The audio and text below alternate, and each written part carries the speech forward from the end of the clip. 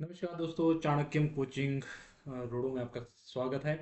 0 to 1 की इस series में हम आज से शुरू कर रहे हैं मोस्ट इम्पॉर्टेंट एमसीक्यूज, जिसमें कि हम पिछले साल के सितंबर 2024 से मई 2025 तक जो है कुल मिला के जो मुख्य एमसीक्यूज है उसके ऊपर जो है डिस्कशन करेंगे। तो होपफुल, जैसे आपने इससे पहले भी प्यार दिया है वैसे ही आप चाणक्यम कोचिंग को आगे भी देते रहेंगे। तो हम शुरुआत करते हैं आज के पहले एमसीक्यूज के साथ। तो पहला एमसीक्यू आप सभी के सामने, what elements are featured on the new supreme court flag. नए सुप्रीम कोर्ट ध्वज में कौन कौन से तत्व जो है दर्शाए गए हैं। इसमें आप सभी के सामने जो ऑप्शन है, ऑप्शन ए अशोक चक्र, supreme court building and constitution of book. तो कुल मिला के ये आपके पास पहला ऑप्शन है। दूसरा ऑप्शन है ट्राई कलर, नेशनल एम्बलम और इंडियन मैप। तीसरा है पार्लियामेंट, सुप्रीम कोर्ट और अशोक स्तंभ। और चौथा ऑप्शन है D, law and capital, parliament या फिर नेशनल फ्लैग। तो आपको उत्तर देना है कि what elements are featured on the new supreme court flag. तो आप सभी का जो ये एमसीक्यू है उसका जो सही उत्तर है वो है ऑप्शन नंबर ए, अशोक चक्र, supreme court building and constitution of book. तो थोड़ा सा इसके बारे में जानेंगे। जो ये फ्लैग है उसका जो कलर है वो ब्लू कलर का है। एम्बलम ऑन द फ्लैग मैंने ध्वज पर कौन कौन से चिन्ह जो इसमें अंकित है, तो सबसे पहले अशोक चक्र, दूसरा है सुप्रीम कोर्ट की बिल्डिंग और तीसरा कॉन्स्टिट्यूशन ऑफ इंडिया बुक। ठीक है जी। तो ये कुछ इसमें जो है ध्वज में जो है चिन्ह जो है दर्शाए गए हैं। तो अगर इंस्क्रिप्शन की हम बात करें उस ध्वज में क्या क्या लिखा है, तो सबसे पहले सुप्रीम कोर्ट ऑफ इंडिया, उसमें इन देवनागरी में जो है यतो धर्म ततो जयो, ये कुछ लिखा है। अगर इसका हम अर्थ समझें तो इसका अर्थ है वेयर देयर इज धर्म देयर इज विक्ट्री, अर्थात जहाँ धर्म है वहाँ विजय है। तो अगला प्रश्न है, what slogan is associated with IPPB door step. तो अगर इसको हम थोड़ा सा देखें तो IPPB क्या है, इंडियन पोस्ट पेमेंट बैंक। तो इंडियन पोस्ट पेमेंट बैंक का डोर स्टेप बैंकिंग इनिशिएटिव है एक। तो उसका आपने बताना है कि क्या क्या है, इसके इससे संबंधित जो ऑप्शन है वो आपकी स्क्रीन पे है। नंबर एक, हर घर बैंक, डिजिटल डाकिया, आपका बैंक आपके द्वार, घर घर समृद्धि। तो इसका जो सही उत्तर है वो है आपका बैंक आपके द्वार। अगर थोड़ा इसके बारे में जाने तो IPPB क्या है, इंडियन पोस्ट पेमेंट बैंक है। और इसके अंतर्गत जो है जैसे आप देखेंगे पोस्टमैन और ग्रामीण डाक जो सेवक है वो जो है कार्य करते हैं। तो इन्होंने एक नया इनिशिएटिव लिया है, आपका बैंक आपके द्वार, जिसके अंतर्गत ये क्या करेंगे, आधार इनरोलमेंट जो है 5 साल से छोटे बच्चे जो है उनका घर बैठे हो सकता है, mobile updates through CELC services, digital life certificate, DBT, Aadhaar enabled payment और insurance, as well as online deposit in Sukanya, RD, PPF and postal life insurance. तो ये कुछ इनकी इनिशिएटिव्स है इसमें। तो अगर ये प्रश्न इस तरह का आए तो आपको देखना है आपका बैंक आपके द्वार जो है इसका सही उत्तर है। ऐसा पूछा जा सकता है कि आपका बैंक आपका द्वार किसका इनिशिएटिव है, तो इंडियन पोस्ट पेमेंट बैंक का या फिर पोस्ट जो ऑफिस है उनका एक इनिशिएटिव है। ठीक है जी। तो अगला प्रश्न आपके सामने है, what is the primary objective of the digital agriculture mission recently approved by the union cabinet. अभी हाल ही में क्या है, डिजिटल एग्रीकल्चर मिशन जो है एक लॉन्च हुआ है। तो यूनियन कैबिनेट ने इसको जो है पास किया, अप्रूव किया है। तो हम आपके सामने प्रश्न है कि ये किससे संबंधित है। तो ऑप्शन है to replace all traditional farming method with AI robots, to increase agriculture export through subsidy scheme, to digitally transform India agriculture by creating digital public infrastructure and supporting agri-tech innovation. और last option है D, to nationalise private agricultural land for research purpose. तो इसका जो सही उत्तर है वो option C, to digitally transform Indian agriculture by creating digital public infrastructure and supporting agri tech innovation. तो बेसिकली क्या है, इसमें सरकार क्या करने वाली है डिजिटल एग्रीकल्चर मिशन में, एक तो जो एग्री टेक इनोवेशंस है कोई स्टार्टअप है या कोई भी इनोवेशन है उसको सपोर्ट करने के लिए इस मिशन को, और एज वेल एज एग्रीकल्चर से रिलेटेड जो डिजिटल पब्लिक इंफ्रास्ट्रक्चर है उसको डेवलप जो है इस मिशन के अंतर्गत जो है किया जाएगा। तो इसका सही जो उत्तर है वो है ऑप्शन सी। अगला प्रश्न है, what is the primary objective of agri sure fund. तो एग्रीकल्चर से रिलेटेड है ये भी। तो ऑप्शन आपके सामने है। तो ऑप्शन क्या क्या है, जैसे कि आप देख पा रहे होगे भी। हम्म, तो सॉरी, एग्री श्योर फंड, तो इसका जो ऑप्शन है आपके सामने वो है to provide subsidy, subsidy for farmer या to farmer to support startup agripreneur in agriculture sector, to launch an insurance scheme, और as well as to modernise the mandi mandi system जो हमारे पास है एपीएमसी, इससे रिलेटेड है। तो आप सभी को बताना है कि भी इसका ऑब्जेक्टिव क्या है जो एग्री श्योर फंड है। तो इसका जो सही उत्तर है वो है to support startup and agripreneur in agriculture sector. तो एग्रीकल्चर सेक्टर में जो भी एंटरप्रेन्योरशिप है या फिर कोई भी बिजनेस है कोई कर रहा है, तो उसको सपोर्ट करने के लिए एग्री श्योर फंड जो है बनाया गया है।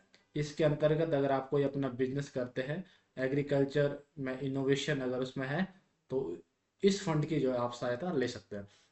अगला प्रश्न है, which famous animation studio was को फाउंडेड बाय हयाओ मियाजाकी। तो एक स्टूडियो बना है।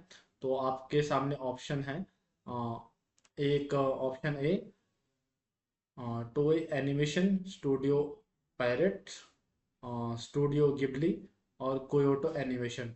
जापानीज है मे बी ये।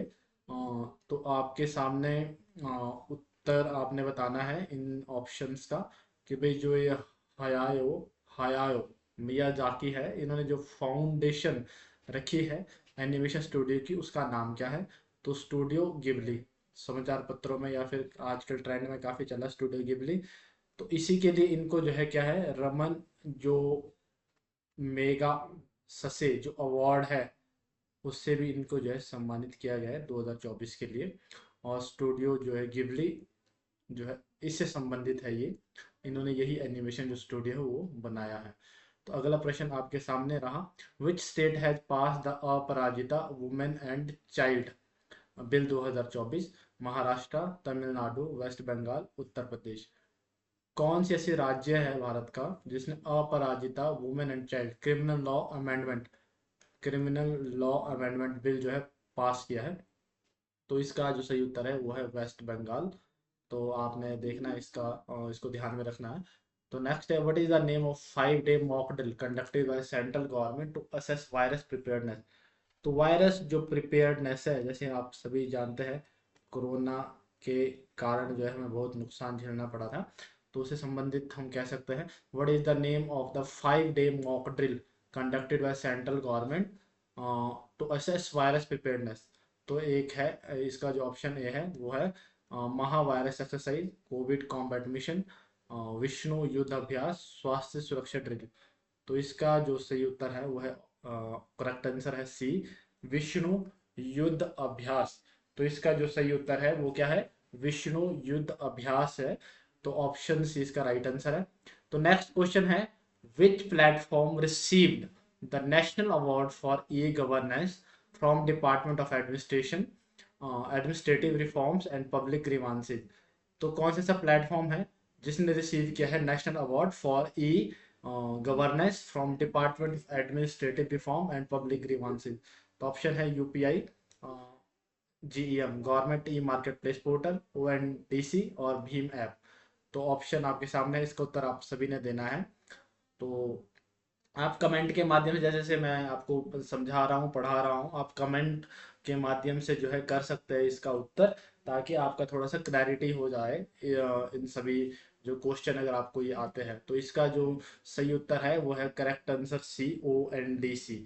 तो ओएनडीसी क्या है, बेसिकली ओपन नेटवर्क है, open network for digital commerce.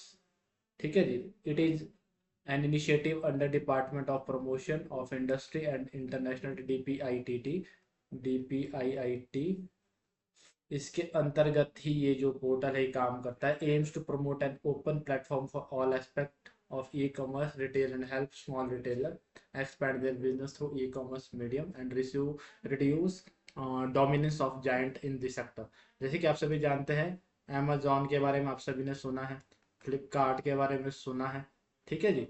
Flipkart के साथ मीशो आजकल बहुत ट्रेंडिंग में है। तो लेकिन इस सेक्टर में अगर आप सभी भी काम करना चाहते हैं, रिटेल आपका सेक्टर है या कोई अन्य सेक्टर है, और आप अपना जो ऑनलाइन मोड में अपना जो सेल आउट करना चाहते हैं चीज़ों को, तो उसके लिए गवर्नमेंट का एक मार्केट प्लेस है जिसका नाम है ONDC, open network for digital commerce. तो इसके माध्यम से क्या कर सकते हैं आप, जो अपना आपका प्रोडक्ट है इस प्लेटफॉर्म के माध्यम से प्रमोट कर सकते हैं और ई कॉमर्स का जो है आप फायदा ले सकते हैं।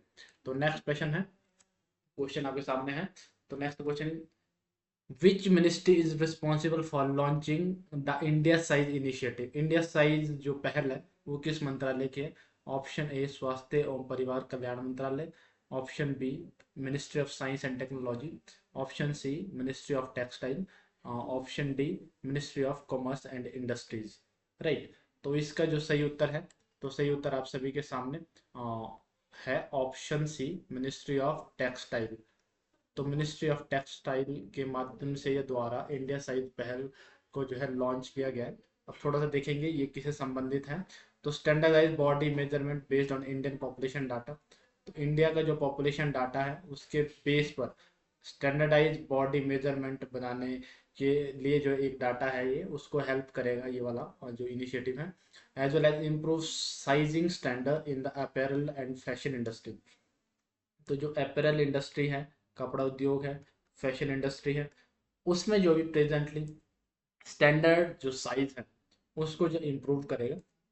As well as reducing return online online जो क्लोथिंग परचेज है, हम सभी जानते हैं ऑनलाइन माध्यम से हम काफ़ी शॉपिंग कर रहे हैं, लेकिन साइज के अप्रोप्रिएट ना होने के कारण इसमें जो परचेज करने के बाद जो रिटर्न है वो काफ़ी ज़्यादा हो रहे हैं। इसके लिए क्या है, ये जो पहले ये काम करेगी। As well as helping brand create better fitting garment for Indian consumer. तो एज वेल एज क्या करेगा, ये जो फिटिंग है उसको भी थोड़ा थोड़ा सा बेहतर करेगा।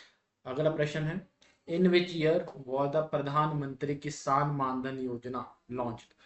तो एक योजना है सरकार की, बहुत कल्याणकारी योजना है, प्रधानमंत्री किसान मानधन योजना। तो आपको इसका उत्तर देना है कि ये योजना किस वर्ष शुरू हुई थी। Option A 2017, option B 2018, option C 2019 और ऑप्शन डी 2020। तो उत्तर आप सभी ने देना है। ध्यान रखना है, अभी भी हाल ही में जो HS का पेपर अभी लास्ट डे में ही कंडक्ट किया गया था, तो उसमें बहुत सारी जो स्कीम्स है उसको जो है पूछा गया था। तो जितनी भी गवर्नमेंट की, वो चाहे सेंट्रल गवर्नमेंट की स्कीम है चाहे स्टेट गवर्नमेंट की स्कीम है, आपको उसका जो लॉन्चिंग ईयर है वो याद रखना है और उसको ज़रा ध्यान से आपको पढ़ना है। तो इसका जो सही उत्तर है वो है ऑप्शन सी 2019, प्रधानमंत्री किसान मानधन योजना। तो इसकी जो इम्प्लीमेंटिंग एजेंसी है, थोड़ा सा मैं इसके बारे में बता रहा हूँ। इम्प्लीमेंटिंग एजेंसी है ministry of agriculture and farmer welfare. Target group क्या है इसका, तो ये है small and marginal farmers across India. Type of scheme क्या है, voluntary and contributory pension scheme है ये, ठीक है जी। तो नेक्स्ट हमारे पास जो प्रश्न है आप सभी के लिए वो है, what recent decision has the union cabinet taken regarding Ayushman Bharat प्रधानमंत्री जन आरोग्य योजना कवरेज। तो इससे संबंधित अभी हाल ही में क्या डिसीजन है या फिर कौन सा निर्णय है जो भारत सरकार ने दिया है। तो आयुष्मान योजना जो है एक हेल्थ इंश्योरेंस है BPL फैमिलीज के लिए। आप सभी जानते हैं 5 लाख तक का इसमें इंश्योरेंस मिलता है हेल्थ का। तो इसमें ऑप्शन है अभी हाल ही में क्या डिसीजन लिया है, क्या इसमें अपडेट्स है। तो ऑप्शन ए है आपके सामने, coverage limited to BPL family, BPL परिवारों तक इसको सीमित रखना है। ऑप्शन बी है coverage only for those above 75 year, coverage extended to all citizen age 70 and above regardless income. Option D only government employees covered. तो इसका जो सही उत्तर है वो ऑप्शन सी, यानी कि इसमें 70 वर्ष और उससे अधिक आयु के सभी नागरिकों को आय की परवाह किए बिना कवरेज मिलना है। मीन्स टू से दैट अब 70 साल से अगर आपके घर में कोई किसी की उम्र है तो उनको उनकी इनकम का जो दायरा है उसको ना रखते हुए इस योजना को वहां तक जो एक्सटेंडेड किया गया है। Means to say that coverage extended to all citizen aged 70 and above regardless of income। तो अगला आपके सामने प्रश्न है, national Florence Nightingale award किस पेशे से संबंधित है? Related to which profession? तो नंबर वन है टीचिंग से संबंधित है, नंबर टू नर्सिंग से संबंधित है, खेल से संबंधित है, या फिर साहित्य से संबंधित है। आपको इसका उत्तर देना है national Florence Nightingale award जो है किस पेशे से संबंधित है। तो इसका सही उत्तर है ऑप्शन बी नर्सिंग। तो नर्सिंग से संबंधित है ये national Florence Nightingale award, याद रखना है आपको। ठीक है जी। अगला प्रश्न है, what is the main objective और मिशन मौसम? तो मिशन मौसम अभी हाल ही में लॉन्च किया गया था सरकार द्वारा, तो हमको पता करना है या आपने इसका जवाब देना है ये किस उद्देश्य से जो है इसको शुरू किया गया था। तो सबसे पहले promote maritime heritage of India, समुद्री विरासत को बढ़ावा देना, create a weather ready and climate smart Bharat, enhance forest cover and biodiversity, वन आच्छादन आच्छादन और जैव विविधता को बढ़ाना, या फिर digital land records in rural area. तो ये आपके सामने ऑप्शन है, तो इसका जो सही उत्तर है वो है option B create a weather ready and climate smart Bharat.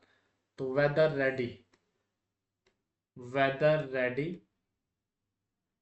And climate smart Bharat, इस उद्देश्य से मिशन मौसम का जो है शुरुआत किया गया है। तो ये किसके द्वारा है, कौन संस्थान है? तो इसरो। इसरो के द्वारा जो है इसको जो है क्रियान्वित किया जा रहा है, मिनिस्ट्री ऑफ अर्थ साइंस। तो इसका जो सही उत्तर है वो ऑप्शन बी है। तो आप सभी को इसमें इसको जो है ध्यान में रखना है, मिशन मौसम का क्या उद्देश्य है। What does the GNSS stand for? तो GNSS की जो एब्रीवेशन है उसकी जो फुल फॉर्म है वो आपको बतानी है। तो ऑप्शन ए है global network satellite services, general navigation signal system, global navigation satellite system, government national satellite system. तो आप सभी के सामने चार ऑप्शन है, तो आपको उत्तर देना है। तो अगर इसका सही उत्तर हम देखें तो ऑप्शन सी इसका सही उत्तर है, ग्लोबल नेविगेशन सैटेलाइट सिस्टम। ठीक है जी, ये हमको याद रखना है एब्रीवेशंस। ठीक है जी। नेक्स्ट है, under which programme is the national sickle cell anaemia elimination mission being implemented? राष्ट्रीय राष्ट्रीय सिकल सेल एनीमिया उन्मूलन मिशन किस कार्यक्रम के अंतर्गत लागू किया जा रहा है? तो इसका जो सही उत्तर है वो है ऑप्शन सी राष्ट्रीय स्वास्थ्य मिशन। इसमें ऑप्शन आपके सामने थे आयुष्मान भारत। आयुष्मान भारत जैसे कि हम सभी जानते हैं ये इंश्योरेंस स्कीम है जिसकी सरकार जो हमको 5 लाख तक की इंश्योरेंस देती है। प्रधानमंत्री जन आरोग्य योजना इसी का ही एक आयाम है। नेशनल हेल्थ मिशन एक मिशन है स्वास्थ्य से रिलेटेड, इसका ही एक पार्ट है जिसमें कि sickle cell anaemia elimination mission जो इम्प्लीमेंट किया गया है। ट्राइबल डेवलपमेंट प्रोग्राम नहीं है इसका उत्तर, तो इसका सही उत्तर है ऑप्शन सी। ठीक है जी। तो अगला है, what is the new name of Port Blair as per the Indian government decision? तो हाल ही में ये समाचार पत्रों में था। तो इसका जो सही उत्तर है वो आप सभी जैसे कि देख पा रहे हैं ऑप्शन सी विजयपुरम। हाल ही में नाम रखा गया है किसका? पोर्ट ब्लेयर का। ठीक है जी। ऑप्शन थे नेताजी द्वीप, स्वराज द्वीप, श्री विजयपुरम और शहीद द्वीप। ठीक है। तो इसका पर्पज क्या है, क्यों इसका जो नामकरण है वो किया गया, परिवर्तित क्यों किया गया? तो इसका पर्पज है to remove colonial imprints, to honour the role of Andaman and Nicobar island in India's freedom struggle.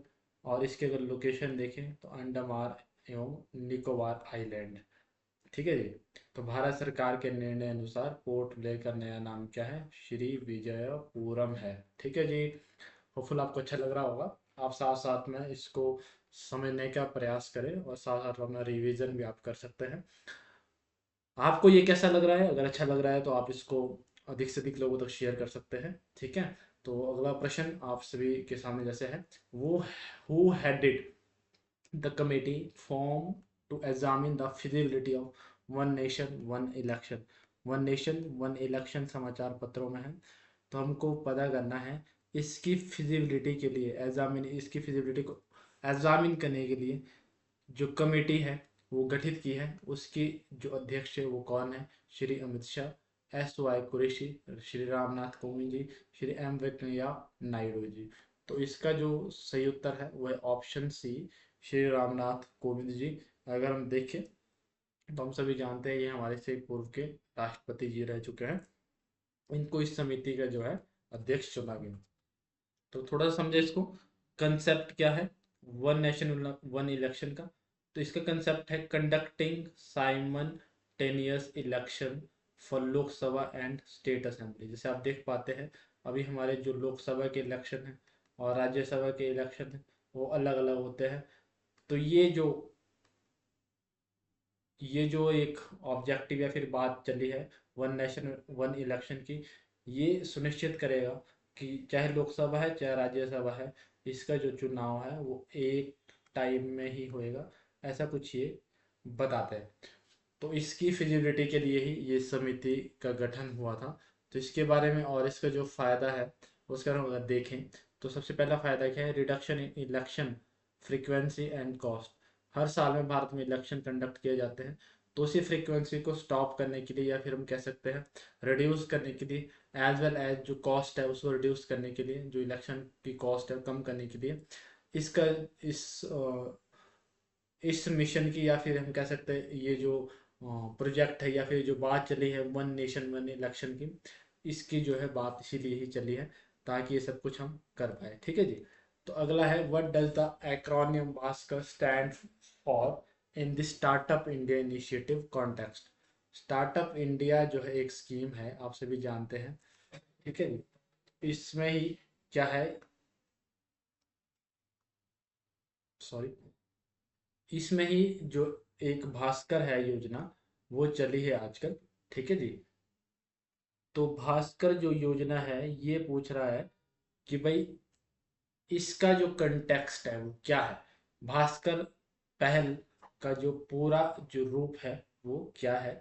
तो ऑप्शन आप सभी के सामने है, Bharat startup knowledge access registry, Bharat scientific knowledge and research, Bharat skill and knowledge accreditation resource, और लास्ट है Bharat scheme for knowledge and reforms. तो इसका जो सही उत्तर है वो है option A, BHASKAR stands for Bharat startup knowledge access registry.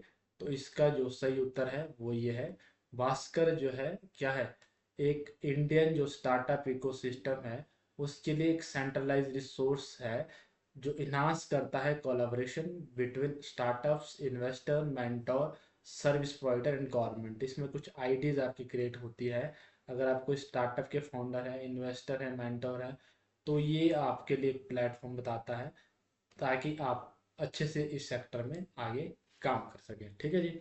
What is the primary objective of operation Sadbhav launch in India 2024। 2024 में एक मिशन था, मिशन सद्भाव। ये किसके लिए शुरू किया गया था, तो उद्देश्य क्या है? तो सबसे पहले है मिलिट्री इवैक्यूएशन, आतंकवाद विरोधी अभियान, या फिर ह्यूमैनिटेरियन असिस्टेंट, या फिर साइबर सिक्योरिटी कोऑपरेशन। तो इसका जो सही उत्तर है वो ऑप्शन सी, ऑपरेशन सद्भाव is a humanitarian mission for disaster relief. तो कौन कौन कंट्रीज है? लाओस, म्यांमार एंड वियतनाम, ये तीन कंट्रीज को जो है हमने इसमें हेल्प करी है। फॉरेन पॉलिसी कौन सी? एक्ट ईस्ट पॉलिसी का एक आयाम है। डिवास्टेशन, टाइफून यागी एक चक्रवात आया था, उसने जो फ्लड्स क्रिएट किए, उसी के दरमियान लाओस, म्यांमार और वियतनाम कंट्रीज को हमने इस ऑपरेशन के तहत जो है मदद दी थी। तो अगला प्रश्न है who launch the Sarathi app. सारथी जो है ऐप है किसके द्वारा लॉन्च किया गया है? तो ऑप्शन है आरबीआई के द्वारा, नीति आयोग के द्वारा, digital India corporation, ONDC, open network for digital commerce.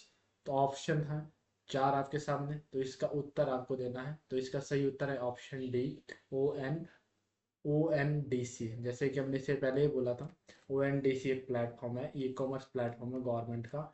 इसकी मदद आप ले सकते हैं। तो इसके अंतर्गत ही एक ऐप है, उसको लॉन्च किया गया साथ ही। इसका क्या फ़ायदा है? प्राइमरी एम इसका है helping businesses build multilingual buyer apps. Multilingual buyer apps जो है, इसको बनाने में ये जो ऐप है ये मदद करेगा। कहने का मतलब है, अगर हम इसकी कोलाबोरेशन की बात करें, तो Bhashini AI powered multilingual translation and language accessibility है। मान के चलो, अगर हमने हिमाचल से कोई सामान है, वो बाहर किसी अन्य राज्य में भेजना है, तो वहाँ लैंग्वेज बैरियर ना आए, इसके लिए ही इस ऐप को जो है लॉन्च किया गया है। तो इसका फायदा आपको यही मिलेगा कि भाई ट्रांसलेशन हो जाएगी लैंग्वेज की। तो भाषिनी आपको देखेंगे, एक ऐसा ऐप है जो हमारे भारत के मुख्य सभी जो भाषाएं हैं उसको जो AI पावर्ड मल्टीलिंगुअल ऐप है। ठीक है जी। What is the primary objective of operation Chakra 3 conducted by CBI? तो option A drug trafficking, cyber enable financial crime, naxalite operation, या फिर क्रॉस बॉर्डर टेररिज्म कंट्रोल।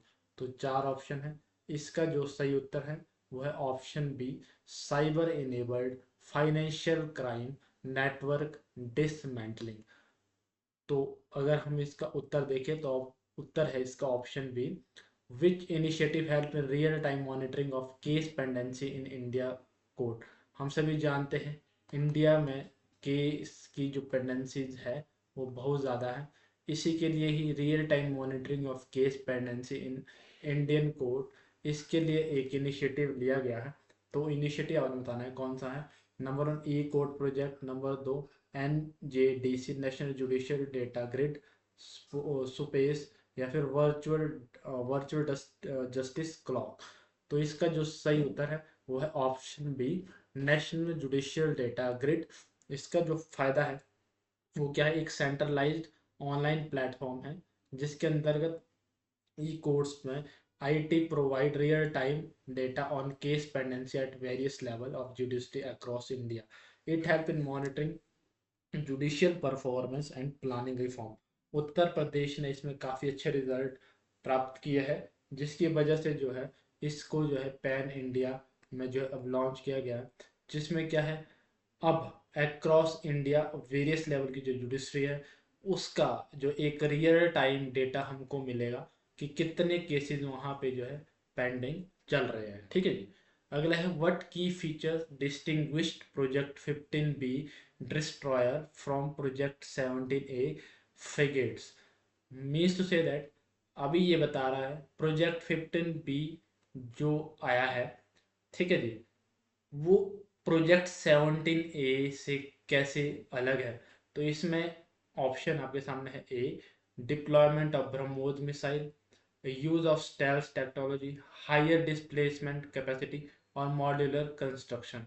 तो इसका जो सही उत्तर है वो है ऑप्शन सी, डिस्प्लेसमेंट कैपेसिटी। अगर इसको थोड़ा एक्सप्लेनेशन हम देखें, तो हमको देखने को मिलेगा जो 15B डिस्ट्रॉयर है, these are Vishakhapatnam class stealth guided missile destroyer. They are larger, more heavily armed, and have a higher displacement capacity. How much? 7,400 ton के आसपास की कैपेसिटी है। अगर हम 17A फ्रिगेट्स की बात करें, these are Nilgiri class stealth frigate, lighter and with the lower displacement, यानी 6700 टन की डिस्प्लेसमेंट कैपेसिटी इसकी है कंपेयर टू डिस्ट्रॉयर। ठीक है जी। तो ऑप्शन इसका क्या है, सी है। Consider the following statements regarding DI ammonium phosphate DAP. ठीक है जी, उर्वरक है एक ये। तो आपको बताना है इसमें क्या है। इसके सही उत्तर, D ammonium phosphate contain 56% of nitrogen and 80% phosphorus, it is insoluble in water. तो ऑप्शन है, which of the above statement is or are correct. तो सही क्या है, वाई A one only, B two only, both one and two, neither one nor two. तो इसका सही उत्तर है, जैसे कि आप सभी देख पा रहे हैं, दोनों ही जो स्टेटमेंट है वो क्या है, इनकरेक्ट है। तो neither A neither nor two. तो स्टेटमेंट को अगर हम थोड़ा सा डिटेल में जाए तो di ammonium phosphate actually contain 18% of nitrogen, ठीक है जी। और फॉस्फोरस कितना कंटेन करता है, 46%। तो 56% नहीं, इसलिए गलत है। Statement two is incorrect, DAP is highly soluble in water making it effective as a quick release fertiliser for crop, ठीक है जी। इनसॉल्युबल नहीं है बल्कि हाईली सॉल्युबल है इन वाटर, ठीक है जी। तो अगला प्रश्न, consider the following statements about the Mahakumbh Mela. तो जैसे हम सभी जानते हैं 2025 को हमको महाकुंभ देखने को मिला था। तो इससे संबंधित कुछ आपको स्टेटमेंट दी गई है, आपको बताना है इसमें से कौन सी स्टेटमेंट जो है करेक्ट है। Number one, it is scheduled to be held in Haridwar from January 13 to February 16। The Uttar Pradesh government plan to install 84 red sandstone pillars, each engraved with 108 names of Lord Shiva, along to road leading to airport in Prayagraj. Option 3, Mahakumbh Mela is held every 12 years at the confluence of Ganges, Yamuna and Saraswati river, ठीक है जी। तो इसका जो सही उत्तर है आपको बताना है 1 and 2 only, 2 and 3 only, 1 and 3 only और 2 ओनली। तो इसका जो सही उत्तर है वो option B, 2 and 3 only. Option 2 और 3, इसका सही उत्तर है ए नहीं है, क्योंकि ये कहाँ मनाया गया था, प्रयागराज में मनाया गया था, इलाहाबाद में, हरिद्वार में नहीं मनाया गया था, ठीक है जी। Consider the following statement about Rajaji tiger reserve. तो राजा जी टाइगर रिजर्व के बारे में आपको बताना है। It is located entirely in Jammu and Kashmir. It was decided a tiger reserve under Project Tiger 2015. It served as a carbon sink for mitigation climate change. So, which is statement are correct? Which of the above statement are correct? Option A है आपके पास क्या है, 1 and 2 only, 2 and 3 only, 1 and 3 and 1, 2 and 3। तो इसका जो सही उत्तर है 2 और 3, यानी बी और सी सही है, 2 और 3 सही है, ए गलत है। क्योंकि जो ये पार्क है, कौन सा पार्क, राजा जी टाइगर रिजर्व, ठीक है जी, ये कहाँ पे, उत्तराखंड में है, और जम्मू एंड कश्मीर में ये नहीं है। तो आपको ध्यान रखना है, तो इसलिए इसका उत्तर जो क्या है, बी है। Consider the following statement according to transgender person protection right act 2019, a trans person can apply for a certificate of identity only after surgery. The applicant must file an affidavit with the district magistrate along with medical and psychological evidence of their gender identity. The DM must issue certificate in 60 days। तो इसमें से आपको बताना है कौन सा option इसमें incorrect है। तो आपके सामने ऑप्शन है 1 only, 2 only, both 1 and 2, neither 1 nor 2। तो इसमें क्या है, बोथ, जो दोनों जो है क्या है, इनकरेक्ट है। क्योंकि act allow a transgender person to apply your certificate to identity without undergoing surgery. इसमें सर्जरी जो है मैंडेटरी नहीं है सर्टिफिकेट ऑब्टेन करने के लिए। और एज वेल एज कोई भी डिक्लेरेशन, कोई भी साइकोलॉजिकल एडवांस एविडेंस देने की जरूरत नहीं है। दिस एक्ट या फिर the act only required a self declaration affidavit to be submitted to DM. The DM issue the certificate based on affidavit not based on medical evidences, right. तो next consider the following statement about Rafale fighter jet. तो Rafale के बारे में आपने कुछ बताना है। तो राफेल के बारे में बताने के लिए आपके सामने ऑप्शन है, consider the following statement about Rafale fighter jet. Rafale is a multi-role fighter jet manufactured by Dassault Aviation. It has a capacity to operate from both land-based airfield and aircraft carrier. India signed a deal for the procurement of Rafale jets under the strategic partnership model. तो आपको बताना है which of the following statement given above are correct। सही कौन सी है। तो इसका जो सही उत्तर है वो 1 and 2 ओनली, मैंने ए इसका सही उत्तर है, 1 and 2 ओनली, ठीक है जी। अब थोड़ा सा एक्सप्लेनेशन देखेंगे सी गलत क्यों है। क्योंकि India deal to procure failed jets signed in 2016 was a government to government deal which is with France, not under a strategic partnership model। strategic partnership model में नहीं है, बल्कि गवर्नमेंट टू गवर्नमेंट डील थी which is meant to promote private sector participation in defense manufacturing in India। Mount Erebus, recently seen in news, is located in which continent? Australia, Europe, Antarctica, Africa. तो इसका जो सही उत्तर है वो है option सी, Antarctica. थोड़ा सा हम इसके बारे में पढ़ेंगे तो mount Erebus Antarctica second largest volcano है। अनएक्सपेक्टेडली स्वीपिंग गोल्ड डस्ट, ये जो है गोल्ड डस्ट जो है क्या कर रही है, स्विंग कर रही है, स्विंग कर रही है surprising scientist. Typically, the volcano releases steam gases and rocks, but now tiny crystallized gold particles are also emerging. These particles have been found 620 miles from the volcano, valued around 5 lakh. NASA scientists suggest molten rock brought to the gold particle to the surface, crystalline Antarctica sub-zero temperature, while other volcanoes produce gold in gas or liquid form. Mount Erebus uniquely release solid gold particle carried by the wind। तो इसका जो सही उत्तर है वो क्या है, Antarctica में जो है क्या है, ये जो है सीन किया गया है, या फिर अंटार्कटिका का जो है एक ये वॉल्केनो है, सेकंड लार्जेस्ट वॉल्केनो है, जो क्या है अभी गोल्ड डस्ट जो इसे निकल रही है, ठीक है। Recently who receive Dadasaheb Phalke lifetime achievement award. तो ऑप्शन है मिथुन चक्रवर्ती, अमिताभ बच्चन, धर्मेंद्र और पंकज त्रिपाठी। तो इसका जो सही उत्तर है वो है option number A, which is Mithun Chakraborty. इन्हें हाल ही में लाइफ टाइम अचीवमेंट अवार्ड मिला है, दादा साहिब फाल्के अवार्ड, ठीक है जी। हाईएस्ट सिनेमा अवार्ड है जैसे कि आप सभी जानते हैं, और एनुअली जो इसको दिया जाता है, ठीक है जी। तो अभी हाल ही में किसको मिला, मिथुन चक्रवर्ती जी को ये मिला है। Which organization recently released the World Development Report? World development report हाल ही में किस ऑर्गेनाइजेशन ने रिलीज की है? विच इज ऑप्शन आपके सामने है, world bank, IMF, food and agriculture organisation, united nation environment programme. तो इसका जो सही उत्तर है वो है ऑप्शन ए, वर्ल्ड बैंक। हाल ही में वर्ल्ड बैंक ने ये रिपोर्ट जो है जारी की है। इसका क्या फायदा है, identify what developing economies can do to avoid the middle income trap. Middle income trap से बचने के लिए जो डेवलपिंग इकोनॉमीज है वो क्या कर सकती है, must go beyond investment driven strategies, they must also adopt modern technologies to successful business practices from abroad, infuse them across their economies. Upper middle income countries need to accelerate the shift to innovation by pushing the global frontier technology। तो कहने का मतलब है ये जो report है world development report, ये किसके द्वारा जारी की जाती है, वर्ल्ड बैंक के द्वारा जारी की जाती है। Which state is the host of 38 summer national game. Summer national games हाल ही में कहाँ ऑर्गेनाइज की गई थी, गुजरात में, उत्तराखंड में, हिमाचल प्रदेश में या हरियाणा में। तो सही उत्तर है ऑप्शन बी, उत्तराखंड में हाल ही में जो इसको आयोजित किया गया था, जनवरी 28 से फरवरी 14 तक, ठीक है जी।